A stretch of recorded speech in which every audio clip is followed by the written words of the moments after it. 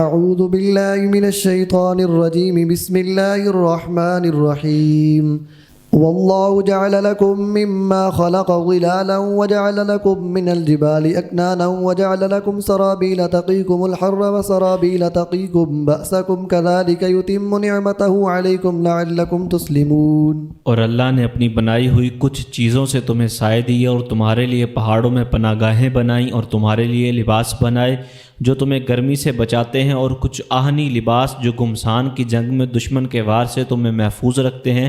اسی طرح اللہ تم پر اپنی نعمت پوری کرتا ہے تاکہ تم حکم مانو۔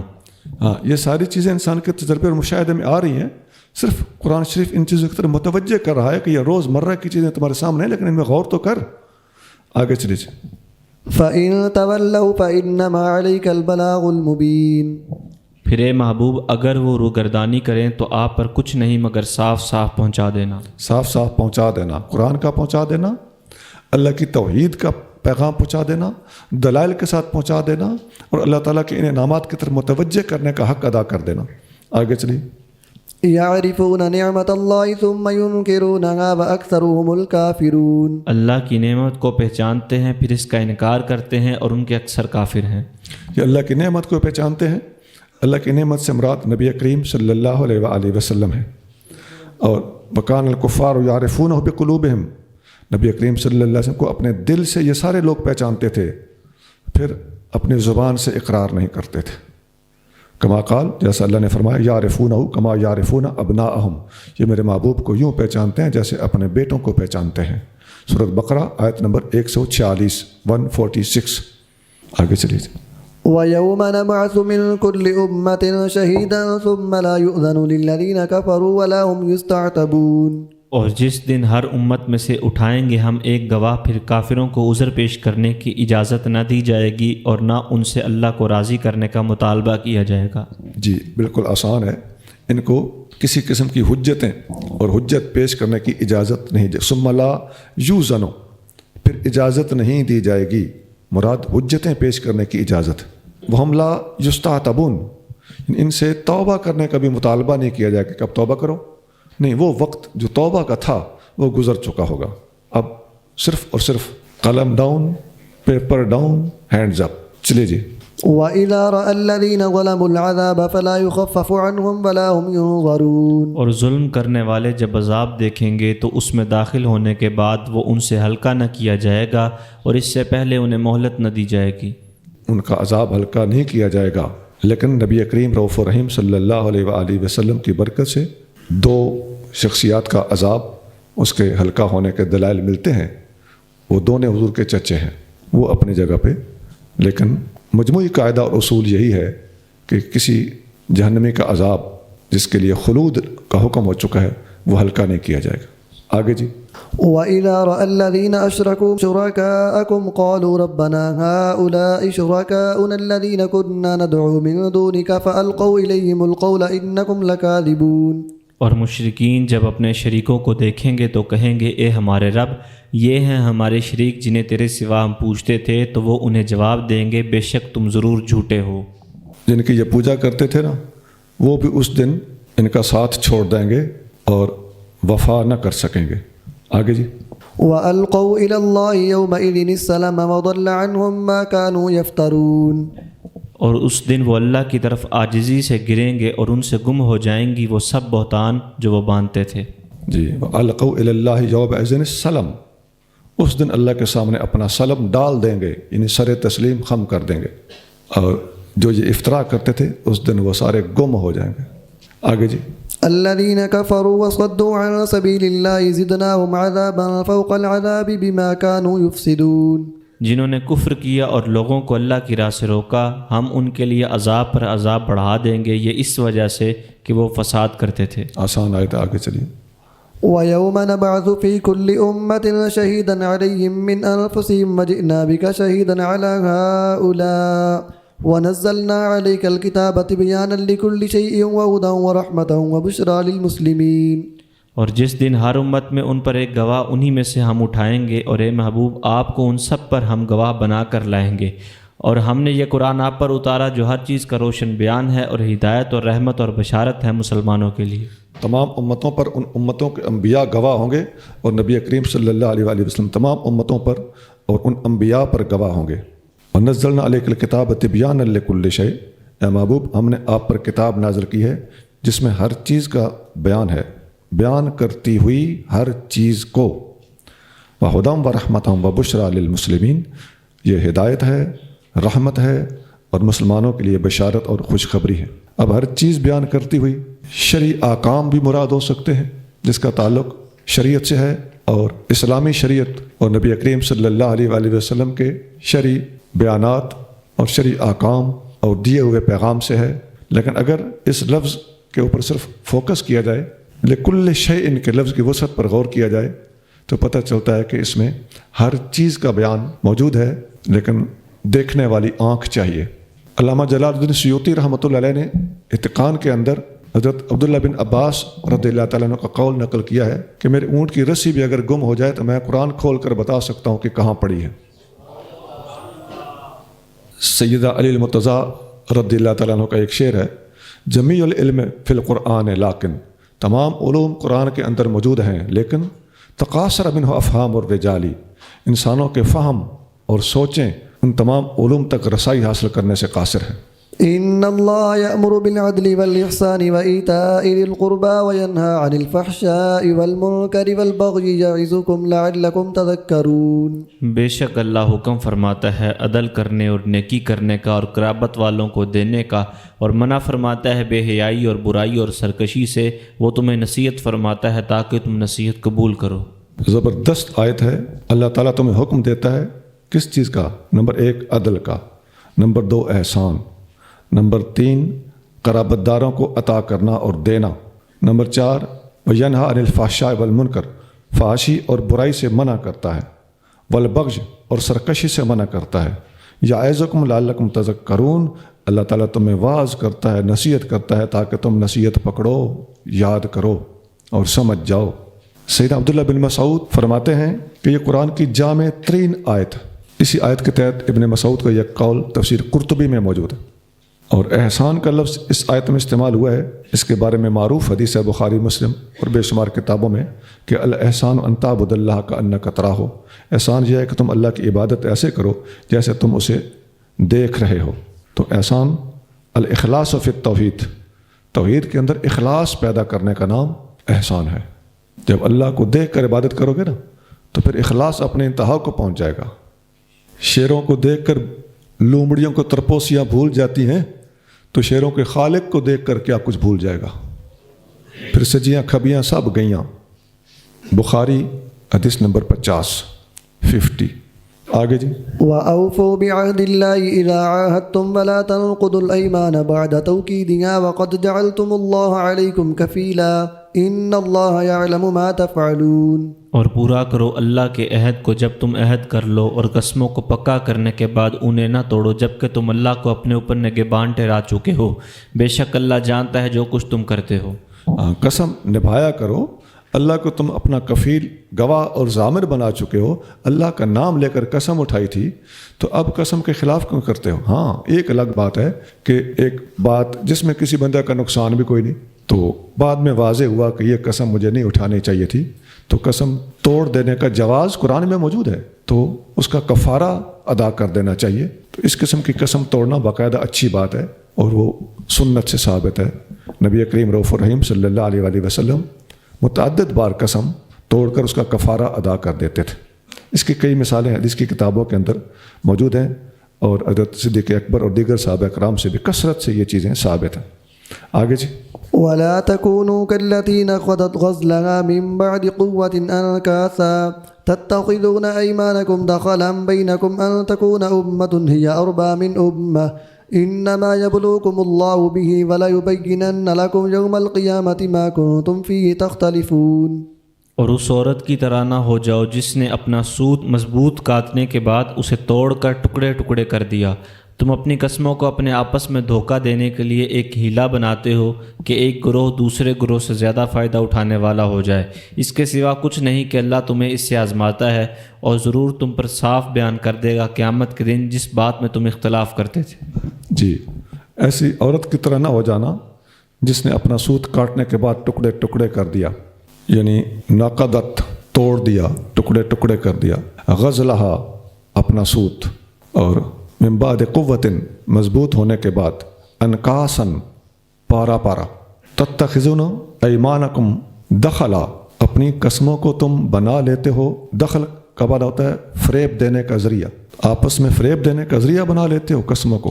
تو گویا یہ حرکت یہ کرائے پر پانی پھیرنے کے مترادف، ان تکون امتن یا اربع من امتن، تاکہ ایک گروہ دوسرے گروہ کی نسبت زیادہ فائدہ اٹھائے، فائدہ اٹھانے والا بن جائے، یعنی جھوٹی قسم اٹھا کر اپنے لیے کوئی نہ کوئی فائدہ اٹھانا، یہ اپنا کیا کرایا ضائع کرنے اور کاتا ہوا سوت ٹکڑے ٹکڑے کرنے کے مترادف ہے۔ انما یبلوکم اللہ بہ، اللہ تعالیٰ تمہیں ان چیزوں سے آزماتا ہے۔ اور وَلَيُبَيِّنَنَّ لَكُمْ يَوْمَ الْقِيَامَةِ مَا كُنْتُمْ فِيهِ تَخْتَلِفُونَ، قیامت کے دن ضرور پر ضرور تم پر واضح کرے گا وہ چیزیں جن میں تم اختلاف کرتے تھے۔ اور وَلَيُبَيِّنَنَّ، اس میں بھی دو تاکیدیں ہیں، یہ بھی حلف اور قسم کے قائم مقام ہے۔ آگے چلیے۔ وَلَوْ شَاءَ اللَّهُ لَجَعَلَكُمْ أُمَّةً وَاحِدَةً وَلَكِنْ يُضِلُّ مَن يَشَاءُ وَيَهْدِي مَن يَشَاءُ وَلَتُسْأَلُنَّ عَمَّا كُنتُمْ تَعْمَلُونَ۔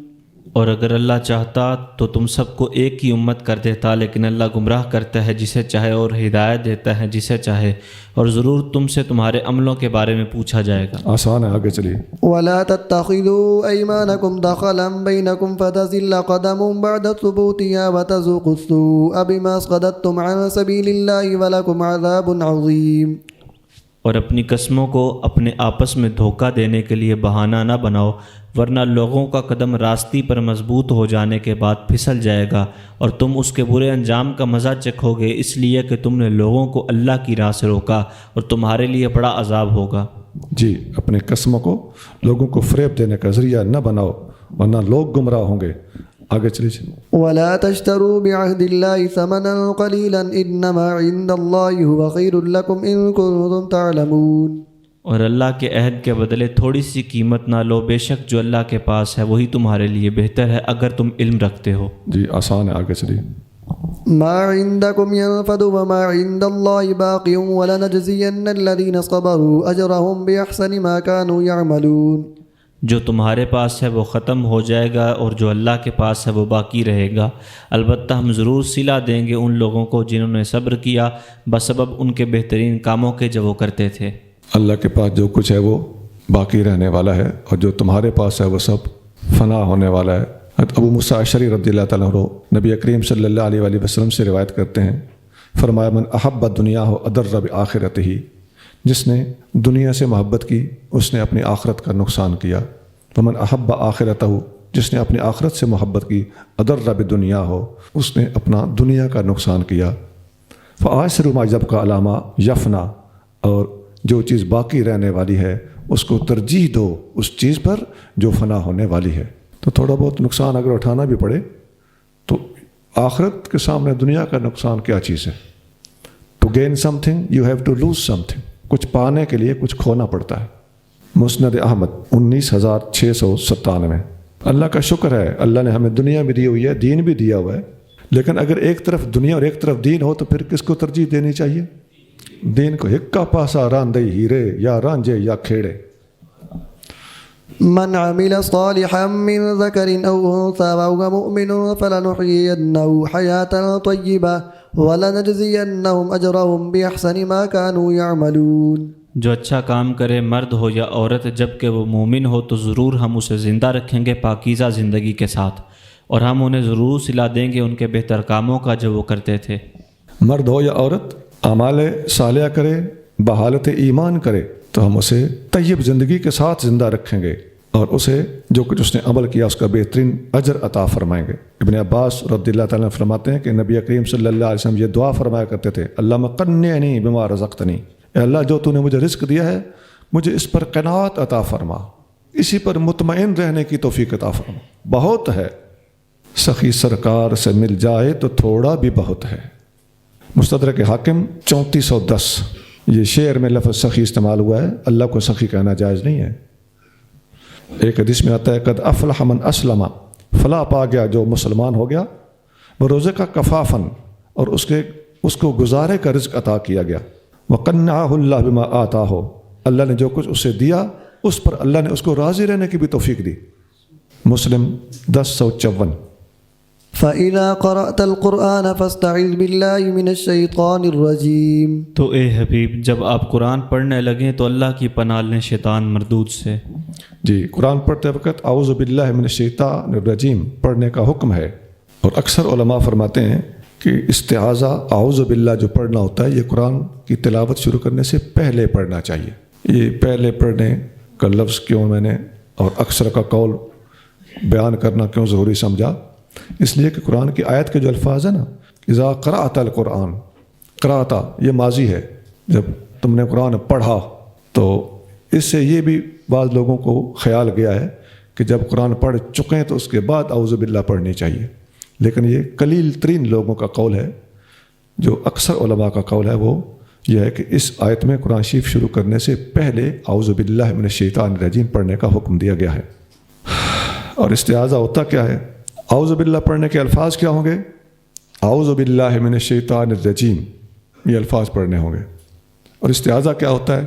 یہ الاعتصام باللہ، اللہ تعالیٰ کے ساتھ جڑ جانے اور اس کے ساتھ مضبوط وابستگی کا نام ہے، اللہ کی پناہ میں آنا شیطان سے بھاگ کر، یہ اعتصام باللہ کا نام ہے۔ آگے جی، إِنَّهُ لَيْسَ لَهُ سُلْطَانٌ عَلَى الَّذِينَ آمَنُوا وَعَلَى رَبِّهِمْ يَتَوَكَّلُونَ۔ بے شک اسے کوئی غلبہ نہیں ان لوگوں پر جو ایمان لائے اور وہ اپنے رب پر بھروسہ کرتے ہیں۔ آسان ہے، آگے چلیے۔ إِنَّمَا سُلْطَانُهُ عَلَى الَّذِينَ يَتَوَلَّوْنَهُ وَالَّذِينَ هُمْ بِهِ مُشْرِكُونَ۔ اس کا غلبہ تو صرف ان پر ہے جو اس سے دوستی رکھتے ہیں اور جو اسے اللہ کا شریک مانتے ہیں۔ آگے چلیے۔ وَإِذَا بَدَّلْنَا آيَةً مَكَانَ آيَةٍ وَاللَّهُ أَعْلَمُ بِمَا يُنَزِّلُ قَالُوا إِنَّمَا أَنْتَ مُفْتَرٍ بَلْ أَكْثَرُهُمْ لَا يَعْلَمُونَ۔ اور جب ہم ایک آیت کو بدل کر اس کی جگہ دوسری آیت لاتے ہیں اور اللہ جو کچھ نازل فرماتا ہے اس کی حکمت خوب جانتا ہے، تو کافر کہتے ہیں بس آپ تو دل سے بنا لاتے ہیں، یہ بات نہیں بلکہ ان میں اکثر نہیں جانتے۔ جی، قرآن پر اعتراض کرنے کے راستے ڈھونڈتے رہتے ہیں، قابل اعتراض بات نہیں ہوتی، مگر اس کے باوجود یہ اپنی نیت کے فطور کی وجہ سے کوئی نہ کوئی اعتراض اٹھا کے بیٹھ جاتے ہیں۔ آگے چلیے۔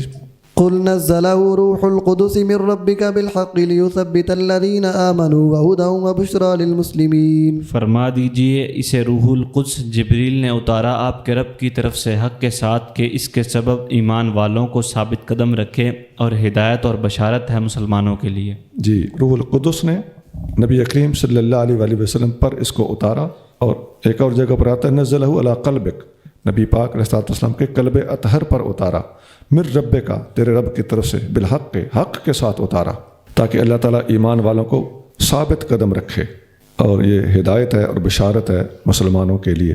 تو قرآن شریف اللہ نے بھیجا، جبریل امین لے کر آئے، نبی کریم صلی اللہ علیہ وسلم پر اترا، اور صحابہ کرام اور نبی پاک علیہ السلام کے سارے غلام، نبی پاک پر ایمان لانے والے، ان کے دلوں کو اس کی برکت سے مضبوطی عطا ہوئی۔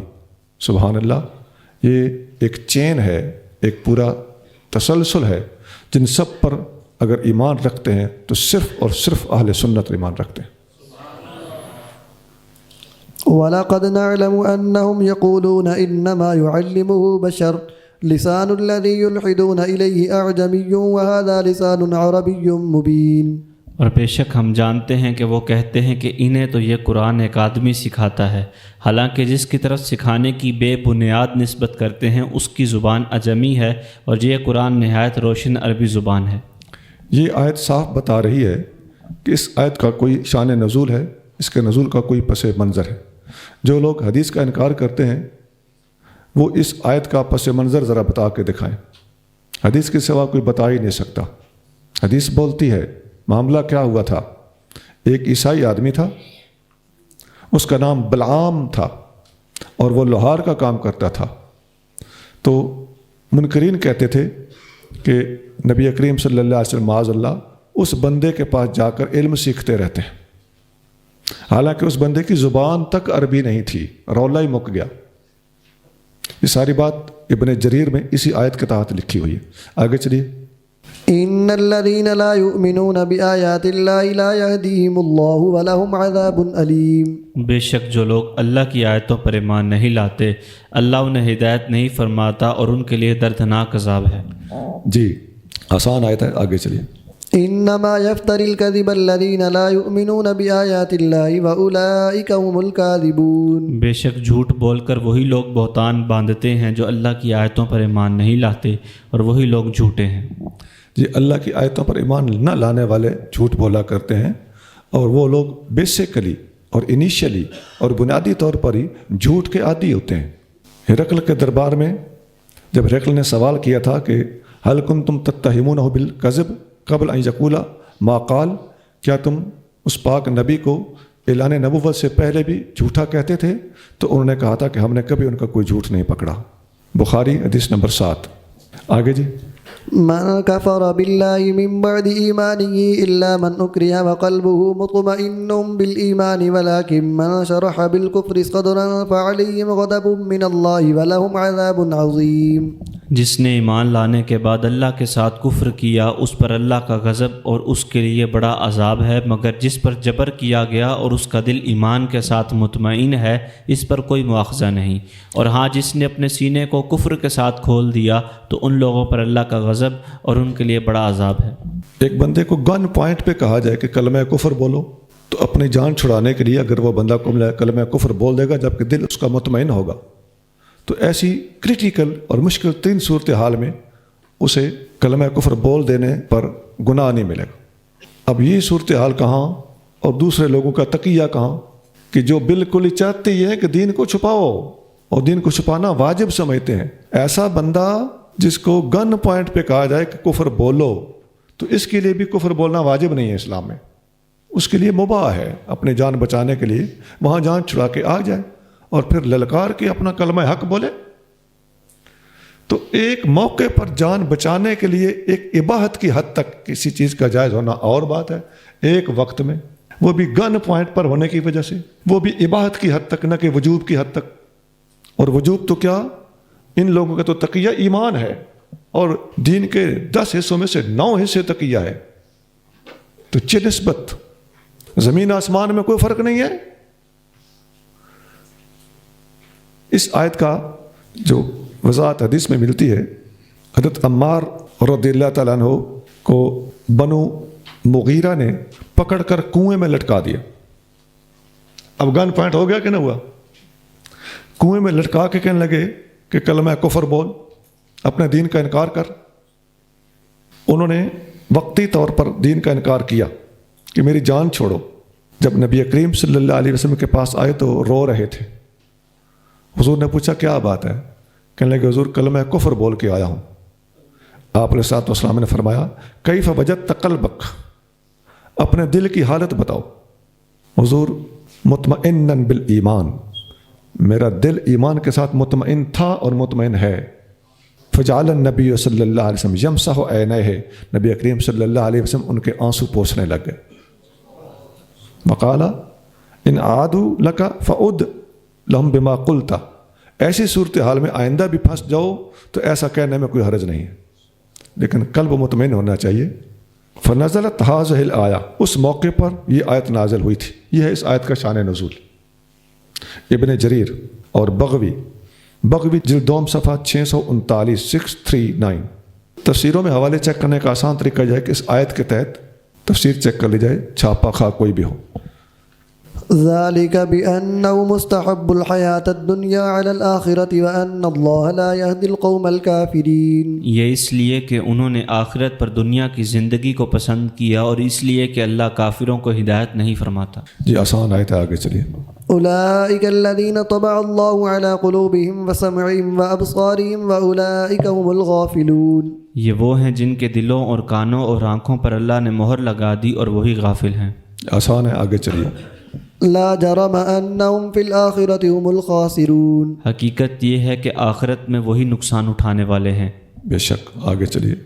ثم إن ربك للذين هاجروا من بعد ما فتنوا ثم جاهدوا وصبروا إن ربك من بعدها لغفور رحيم۔ پھر بے شک آپ کا رب ان کے لیے جنہوں نے کافروں کی تکلیفیں اٹھانے کے بعد ہجرت کی پھر انہوں نے جہاد کیا اور وہ صابر رہے، یقیناً آپ کا رب اس کے بعد ضرور بخشنے والا بے حد رحم فرمانے والا ہے۔ جس نے بھی مکہ میں اپنا گھر بار چھوڑ کر مدینہ کا رخ کیا اس کے اخلاص کی قسم اٹھائی جا سکتی۔ آگے چلیے۔ يوم تأتي كل نفس تجادل عن نفسها وتوفى كل نفس ما عملت وهم لا يظلمون۔ جس دن ہر شخص اپنی ہی طرف سے جھگڑتا ہوا آئے گا اور ہر شخص کو اس کے عمل کا پورا بدلہ دیا جائے گا اور ان پر ظلم نہ ہوگا۔ اپنے نفس کی طرف سے جھگڑا کرے گا، دوسروں سے حساب لینا اس کا کام نہیں ہے، وہ اللہ کا کام ہے۔ اس وقت اپنی اپنی پڑی ہوگی۔ آج جو لوگوں کے گریبان پکڑنا چاہتے ہیں کہ جی ہم قیامت کے دن گریبان پکڑیں گے، یہ کریں گے، وہ کریں گے، آپ کی ذات کا مسئلہ ہے تو گریبان پکڑ لینا، اگر کوئی اور معاملہ ہے تو جناب اپنے گریبان کی خیر منائیے۔ آگے چلیے۔ وضرب الله مثلا قرية كانت آمنة مطمئنة يأتيها رزقها رغدا من كل مكان فكفرت بأنعم الله فأذاقها الله لباس الجوع والخوف بما كانوا يصنعون۔ اور اللہ نے مثال بیان فرمائی ایک بستی کی جو بے خوف تھی، مطمئن ہر طرف سے، اس کی روزی بافراغت آتی تھی، تو اس بستی والے اللہ کی نعمتوں کی ناشکری کرنے لگے تو اللہ نے انہیں یہ مزہ چکھایا کہ بھوک اور خوف کو ان کا لباس بنا دیا بسبب اس کے جو وہ کرتے تھے۔ یہ ایک مثال دی گئی ہے اور بڑی پیاری مثال ہے اور بڑی سادہ مثال ہے اور آیت کا کوئی لفظ مشکل نہیں ہے۔ آگے چلیے۔ وَلَقَدْ جَاءَهُمْ رَسُولٌ مِّنْهُمْ فَكَذَّبُوهُ فَأَخَذَهُمُ الْعَذَابُ وَهُمْ ظَالِمُونَ۔ اور بے شک ان کے پاس انہی میں سے ایک رسول تشریف لائے تو انہوں نے ان کو جھٹلایا تو انہیں عذاب نے پکڑ لیا جبکہ وہ ظالم تھے۔ جی بالکل ٹھیک، آگے چلیے۔ فَكُلُوا مِمَّا رَزَقَكُمُ اللَّهُ حَلَالًا طَيِّبًا وَاشْكُرُوا نِعْمَةَ اللَّهِ إِن كُنتُمْ إِيَّاهُ تَعْبُدُونَ۔ تو اے مسلمانوں، اللہ کے دیے ہوئے حلال طیب رزق سے کھاؤ اور اللہ کی نعمت کا شکر کرو اگر تم اسی کی عبادت کرتے ہو۔ ہاں، کھاؤ مگر حلال، اور حلال کھا کے پھر اللہ کا شکر ادا کرو۔ ان کنتم ایاہ تعبدون، اگر تم اسی کی بندگی کرتے ہو تو اللہ کا کھا کے اس کا شکر ادا کرنا گویا بندگی کا عین تقاضا ہوا۔ آگے چلیے۔ انما حرم عليكم الميتة والدم ولحم الخنزير وما أهل لغير الله به فمن اضطر غير باغ ولا عاد فإن الله غفور رحيم۔ تم پر حرام کیا ہے صرف مردار اور لہو اور سور کا گوشت اور وہ جس پر ذبح کے وقت غیر اللہ کا نام پکارا گیا، پھر جو بے تاب ہو جائے، نہ سرکش ہو طلب لذت کے لیے اور نہ ضرورت کی حد سے بڑھنے والا، تو بے شک اللہ بہت بخشنے والا بے حد رحم فرمانے والا ہے۔ تھوڑے لفظی فرق کے ساتھ آیت پہلے گزر چکی ہے۔ چلیے۔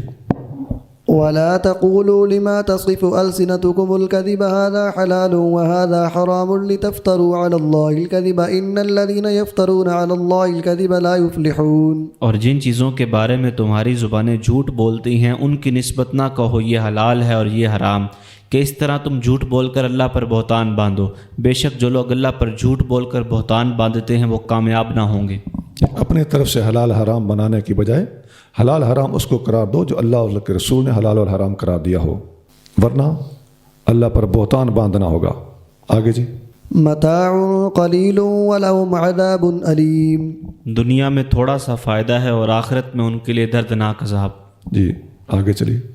وعلى الذين هادوا حرمنا ما قصصنا عليك من قبل وما ظلمناهم ولكن كانوا أنفسهم يظلمون۔ اور صرف یہودیوں پر ہم نے وہ چیزیں حرام کیں جو پہلے ہم نے آپ پر بیان فرمائیں اور ہم نے ان پر ظلم نہ کیا لیکن وہ خود اپنی جانوں پر ظلم کرتے تھے۔ وہ جو پہلے بیان ہو چکی ہیں ان پر جو چیزیں حرام تھی ان کا ذکر پہلے گزر چکا ہے۔ کہاں؟ سورۃ انعام آیت نمبر 146 میں۔ وعلى الذين هادوا حرمنا كل ذي ظفر، یہ قرآن کی آیت پہلے گزر چکی ہے۔ سورۃ انعام آیت نمبر 146، یہاں اللہ تعالیٰ اس کا حوالہ دے رہا ہے۔ آگے جی۔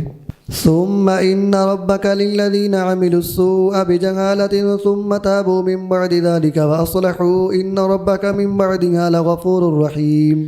پھر بے شک آپ کا رب ان لوگوں کے لیے جنہوں نے نادانی سے برائی کی پھر اس کے بعد توبہ کر لی اور ٹھیک ہو گئے، تو یقیناً آپ کا رب اس کے بعد ضرور بخشنے والا بے حد رحم فرمانے والا۔ ناسمجھی کی وجہ سے نفس انسان کے ساتھ ہے، بشری کمزوری کی وجہ سے انسان سے اگر کوئی خطا ہو جائے تو اس کے بعد وہ توبہ بھی کر لے اور اپنے آپ کی اصلاح کر لے تو اللہ تعالیٰ ایسے لوگوں کے حق میں غفور ہے، رحیم ہے، مہربان ہے۔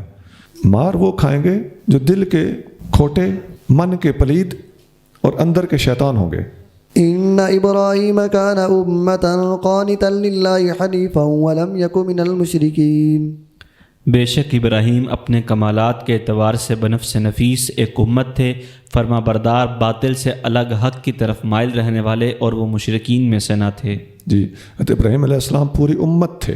اس کا کیا مطلب؟ حضرت عبداللہ بن مسعود رضی اللہ تعالیٰ عنہ نے یہی آیت پڑھی، ان ابراہیم کان امتن قانتن، تو فرماتے ہیں کہ حضرت معاذ بن جبل یہ بھی امتن قانتن تھے، یہ بہت بڑے عالم صحابی گزرے ہیں۔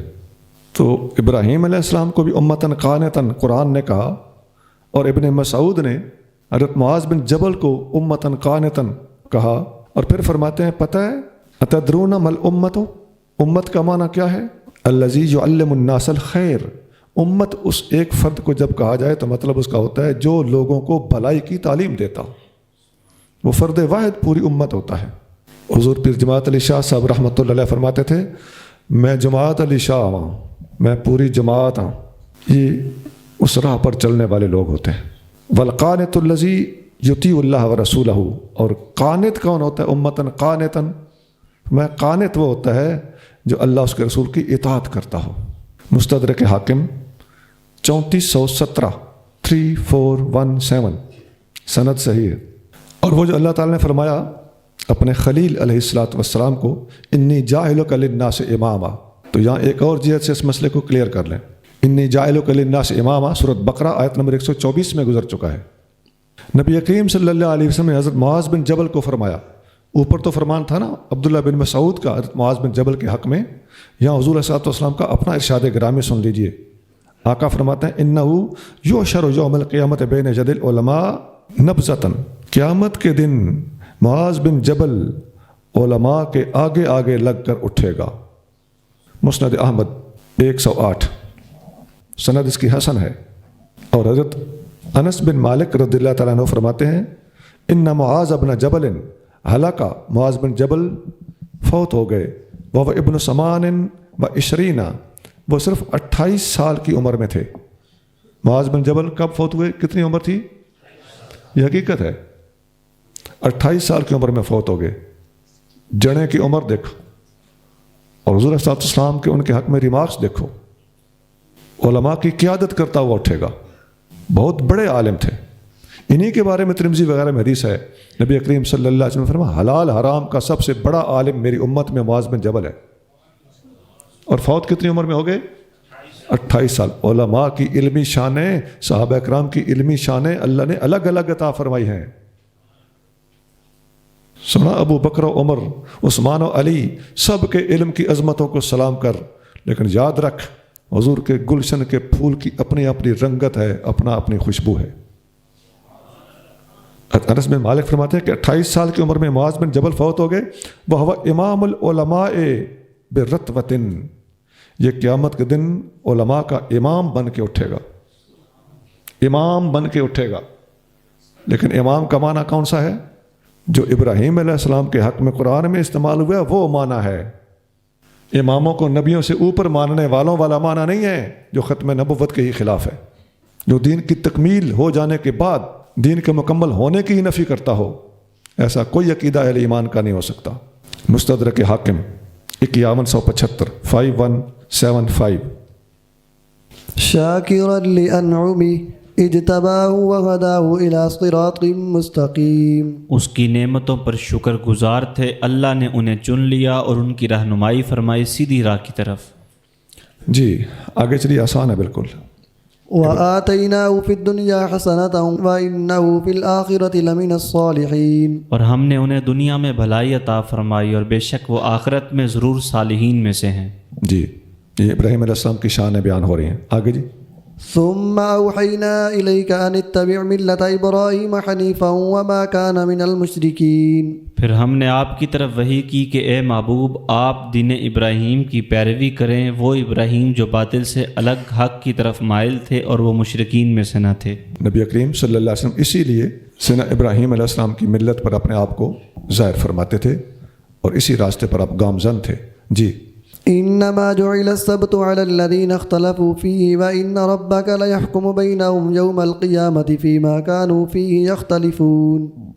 ہفتے کا دن تو انہی لوگوں پر لازم کیا گیا جنہوں نے اس میں اختلاف کیا، اور بے شک آپ کا رب قیامت کے دن ان کے درمیان ضرور فیصلہ کر دے گا جس میں وہ اختلاف کرتے تھے. جی.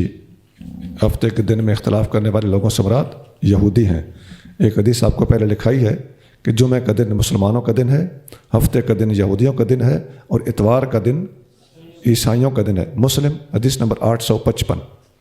ادع إلى سبيل ربك بالحكمة والموعظة الحسنة وجادلهم بالتي هي أحسن إن ربك هو أعلم بمن ضل عن سبيله وهو أعلم بالمهتدين. اپنے رب کے راستے کی طرف بلائیے حکمت اور اچھی نصیحت کے ساتھ، اور ان پر حجت قائم کیجیے احسن طریقے سے. بے شک آپ کا رب خوب جانتا ہے ان لوگوں کو جو اس کی راہ سے بہکے، اور وہ خوب جانتا ہے راہ پانے والوں کو. اس آیت شریفہ میں 3 باتوں کا حکم دیا گیا ہے. ادعو الی سبیل ربک، اپنے رب کے راستے کی طرف دعوت دیں. کیسے؟ نمبر 1 بالحکمت، حکمت کے ساتھ.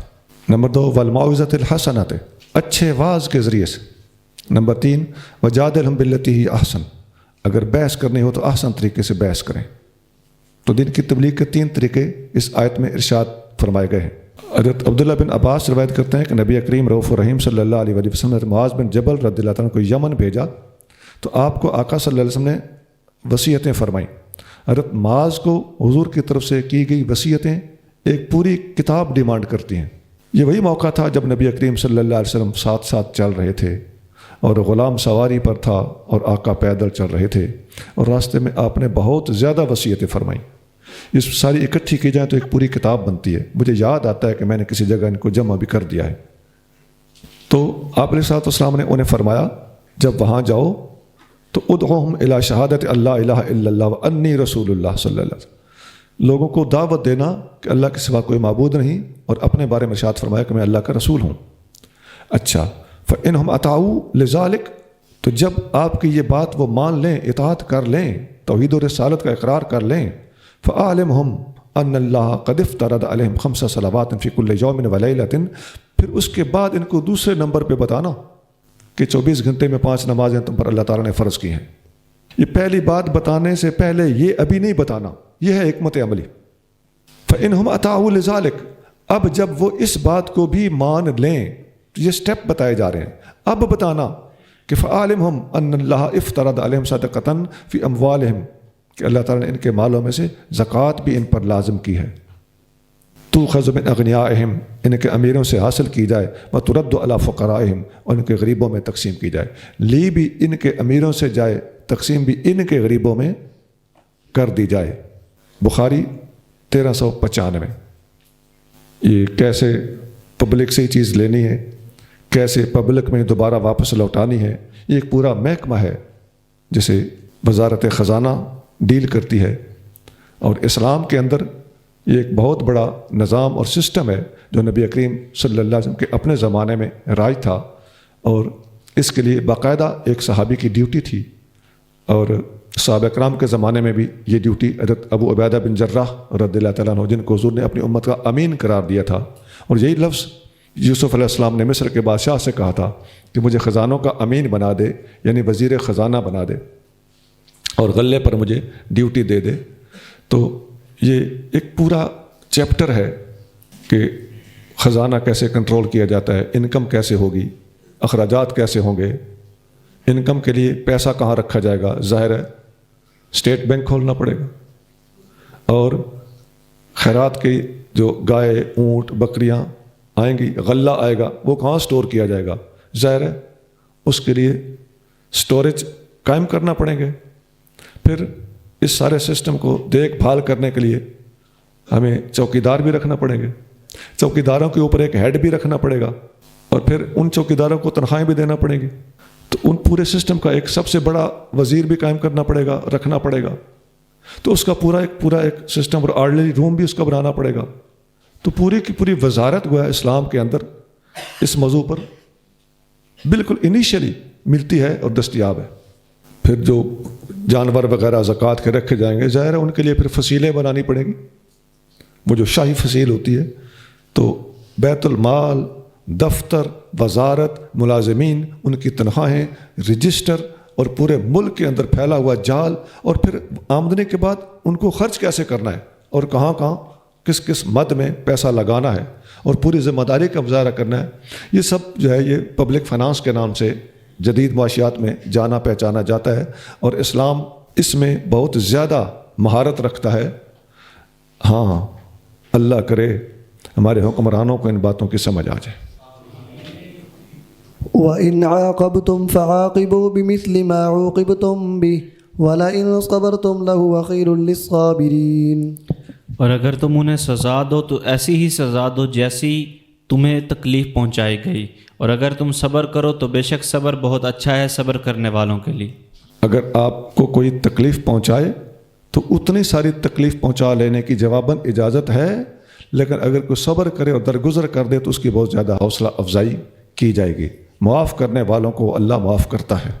چلیے اس موضوع پر کچھ حدیثیں بھی ہیں, ٹائم زیادہ ہو گیا, آگے چلیے. واصبر وما صبرك إلا بالله ولا تحزن عليهم ولا تك في ضيق مما يمكرون. اور اے محبوب آپ صبر کریں اور نہیں آپ کا صبر مگر اللہ کی توفیق سے, اور آپ ان کی سرکشی پر غمگین نہ ہوں اور تنگ دل نہ ہوں اس سے جو وہ فریب کرتے ہیں. جی, پچھلی آیت میں ایک قاعدہ بیان کیا گیا تھا کہ جتنی کوئی زیادتی کرے اتنی زیادتی کرنے کی اجازت تو ہے, لیکن صبر کرنے والوں کی زیادہ حوصلہ افزائی کی جا رہی ہے. اور اب براہ راست اپنے محبوب کریم صلی اللہ علیہ وسلم کو خطاب فرمایا کہ آپ ان لوگوں کی حرکتوں کی وجہ سے, جو یہ مکر کرتے ہیں ان کی وجہ سے بالکل دل چھوٹا نہ کریں, ٹینشن نہ لیں. وصبر, صبر سے کام لیجئے. وما صبرک الا باللہ, آپ کا صبر اللہ ہی کی وجہ سے ہے. ان اللہ مع الذین اتقوا والذین هم محسنون. بے شک اللہ ان لوگوں کے ساتھ ہے جو ڈرتے ہیں اور نیک کام کرتے ہیں. اللہ اپنی طاقت, قدرت اور تائید کے حوالے سے ان کے ساتھ ہے. کن لوگوں کے ساتھ؟ جو اللہ سے ڈرتے ہیں اور وہ محسن, احسان کرنے والے لوگ ہیں. احسان کی تعریف پہلے گزر چکی ہے. تقوی اور احسان دو مومنین کے شعار ہوا کرتے ہیں. سبحان ربک رب العزت عما یصفون وسلام علی المرسلین والحمد للہ رب العالمین.